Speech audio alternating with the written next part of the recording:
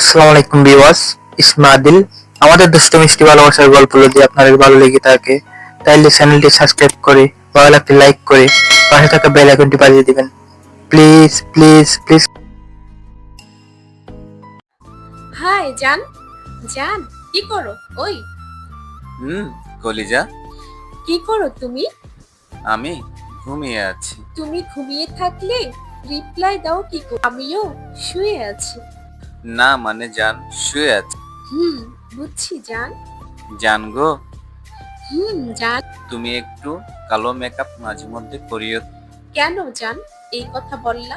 না মানে তুমি একটু বেশি সুন্দরী তো, তাই বললাম। এর জন্য কালো মেকআপ করব? জান। পরে তো আমি কালো হয়ে যাব। না পরে তো তুমি আমাকে ছেড়ে চলে যাবা। কালো না জান, মজা করলাম, সরি। জান গো, কলিজা। আমার না রাতে ঘুম আসে না। কেন? আমার না কি? একটা জিনিসের অভাব। কি সেটা? সেটা ছাড়া রাতে আমার ঘুম আসে না। কি সেটা বলবা তো? সেটা তুমি জানো?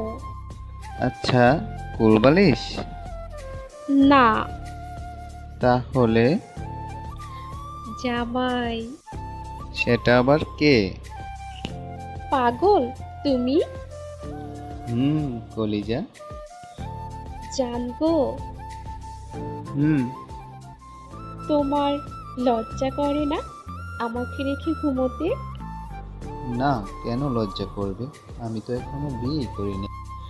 জানগো, কলিজা। একটু রোমান্টিক ভাবে বউ বলে ডাকো না। বিয়ে করে ডাকবো, এখন না। না, এখন ডাকো। পরে বউ বলে ডাকলে তো পরে পূরণ হয়ে যাবে। না, হবে না, ডাকো। আচ্ছা। কলিজা, ডাকো। ওগো বউ, শুনছো? কলিজা, বলো। কিসে কেরিয়ার? আমি ভন্ডর মতো ঘুমাবো আর তুমি রান্না করে খাওয়াবা। রান্নাটা খেয়ে বলবা, বাহ, আমার বউ তো ভালো রান্না করতে পারে। কলিজা। সোনা, hmm I love you. I love you too. আচ্ছা।